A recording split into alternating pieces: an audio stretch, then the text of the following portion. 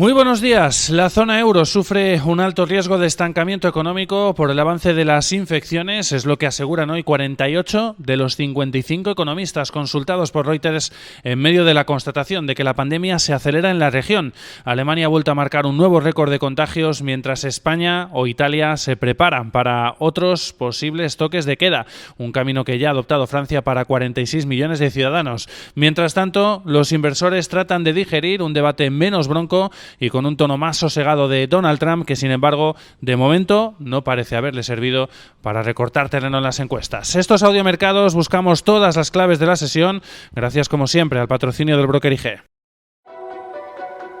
Si mantienes la cabeza en su sitio, cuando a tu alrededor todos la pierden, si sigues creyendo en ti mismo cuando los demás dudan, ¿qué oportunidades ves? Si te encuentras con el triunfo y el fracaso y consigues tratar a esos dos impostores por igual, si eres capaz de ver la oportunidad, el mundo del trading es para ti. Cuando ves la oportunidad, IG. El empeoramiento de la segunda ola de la pandemia sigue presionando el ánimo de los inversores, que sin embargo tratan de recomponer ánimos en este tramo final de la semana, agarrándose a la confianza en que pueda haber un nuevo paquete de estímulos fiscales para dar soporte a la recuperación de la economía en Estados Unidos antes de las elecciones presidenciales del 3 de noviembre, donde empieza a estar ya puestas también todas las miradas. Nancy Pelosi ha avanzado que tras sus últimas conversaciones con Mnuchin aún hay diferencias, pero se mostraba confianza en que puedan lograrlo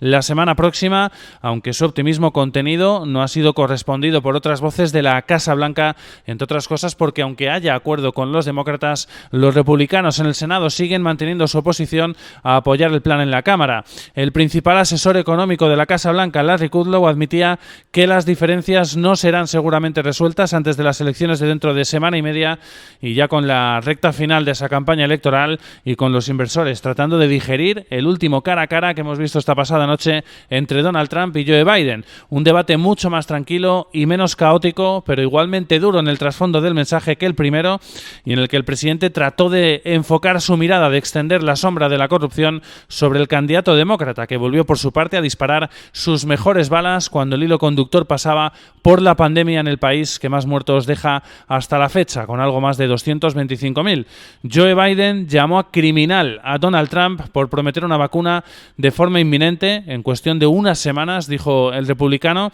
y le acusó de seguir sin tener ningún plan. Para el que avanzó será un invierno muy oscuro, con la aceleración de positivos que vaticina. Por su parte, Donald Trump volvía a aprovechar para acusar a su oponente de recibir dinero de Rusia y favorecer negocios de familiares en Ucrania o Irak. El presidente trató de mostrar un tono mucho más rebajado y tranquilo, algo que según los analistas debería de haberle favorecido, aunque las primeras encuestas siguen manteniendo una buena ventaja de Joe Biden. En concreto, 10 puntos a nivel nacional, según ha mostrado el primer sondeo post-debate publicado por la Quinnipiac University. Mientras tanto, las evidencias claras de que la pandemia efectivamente se está acelerando en los principales focos, con Estados Unidos al frente, sigue siendo evidentemente bastante clara. Ha registrado el país norteamericano un nuevo máximo de 2 meses en las hospitalizaciones, elevando las preocupaciones y superando de nuevo los 60.000 contagios por segundo día consecutivo y los 50.000 ya por noveno día seguido. Mientras tanto, en Europa también crecen las preocupaciones. Alemania vuelve a marcar un nuevo récord de casos diarios desde que estalló la pandemia, con más de 11.000. Mientras España se prepara para adoptar restricciones más duras, como el toque de queda en muchas regiones donde, según el ministro de Sanidad, el avance del virus está descontrolado. Salvador Illa ha avanzado que seguramente volverán a declarar el estado de alarma para imponer nuevas medidas que se esperan ya hoy en Madrid, para imponer a partir del lunes, cuando termine precisamente el estado de alarma impuesto por el gobierno central en la región. Unas medidas que ya ha extendido también Francia en las últimas horas, tal y como se esperaba, con la ampliación del estado de alerta roja a más regiones, la imposición de un toque de queda que afecta ya a más de 46 millones de ciudadanos, y unas medidas que podrían adoptar en Italia en el plazo de una semana si el número de casos sigue aumentando, según avanza hoy y el Corriere della Sera. Una situación que sigue acrecentando el miedo a que se frene la recuperación de la economía, como hoy constata una encuesta entre economistas que anticipa la agencia Reuters. 48 de los 55 consultados ven un riesgo muy elevado de estancamiento económico en la eurozona ante el repunte de contagios, al tiempo que rebajan ya sus expectativas de crecimiento para para el cuarto trimestre al 2,1% desde el 2,5% anterior y para el primero de 2021 hasta el 1% desde el 1,4% previo. Hoy además hemos tenido un muy mal dato en Reino Unido con la confianza del consumidor, que ha mostrado una fortísima caída, alimentando el temor a una doble recesión en el mes de octubre. Eso sí, en el lado contrario, unas ventas minoristas que han mostrado de momento aceleración del consumo, eso sí, un mes antes de este dato que dábamos en el caso de las ventas minoristas, referencia que corresponde al mes de septiembre. En este contexto estamos viendo cómo las bolsas asiáticas, en una sesión en la que han imperado las ganancias, pues en el tramo final de la sesión hemos visto cómo se han desinflado las bolsas en China principalmente, que se mueven con caídas hasta ahora de medio punto porcentual para el Shanghai Composite y de 6 décimas para el CSI 300. Descensos que hemos visto al cierre también para la bolsa de Australia, menos 0,16%, y avances en el lado contrario para el Kospi surcoreano, 3 décimas arriba, y también para el cierre en Tokio, impulsado en este caso, entre otras cosas, por ese acuerdo comercial al que ha llegado Japón con Reino Unido para firmar un acuerdo ya de libre comercio valorado en 15.200 millones de libras. Como decíamos, el Nikkei ha cerrado con avances del 0,25%, un 0,4% se ha notado el Topix Index al cierre de la jornada. En el mercado de divisas, el dólar index se mueve en positivo, avanzando una décima, 93,03 unidades. De momento se mueve en negativo frente al yen, modo risk-off activado o aversión al riesgo de los inversores, 0,13% abajo en 104,72 unidades, y en positivo vienen de momento las bolsas europeas, aunque con avances muy tímidos, entre media y una décima a esta hora, a una hora de la apertura, para los principales indicadores, en una jornada en la que todas las miradas están puestas en los PMIs preliminares del mes de octubre y en ver pues este importante catalizador sobre la economía en medio de esos crecientes temores ante las opciones de que el avance de la pandemia pueda frenar la recuperación.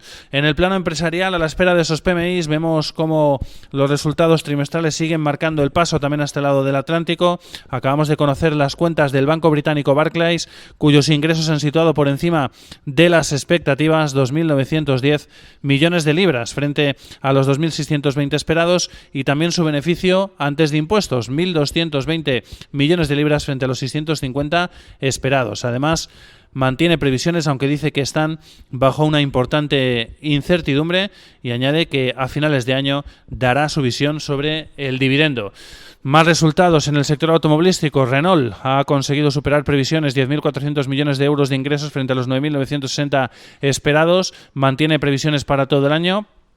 En el lado contrario situado Daimler, cuyos ingresos han decepcionado con 40.300 millones de euros por debajo de los 40.690 que esperaban analistas, y además ha dicho que espera que los ingresos y las ventas en 2020 se mantengan significativamente por debajo de los niveles de 2019. También resultados que ha presentado Air Liquide, la química francesa, ingresos por encima de expectativas, 4.980 millones de euros frente a los 4.920 que esperaba el mercado, confirma objetivos para todo el ejercicio.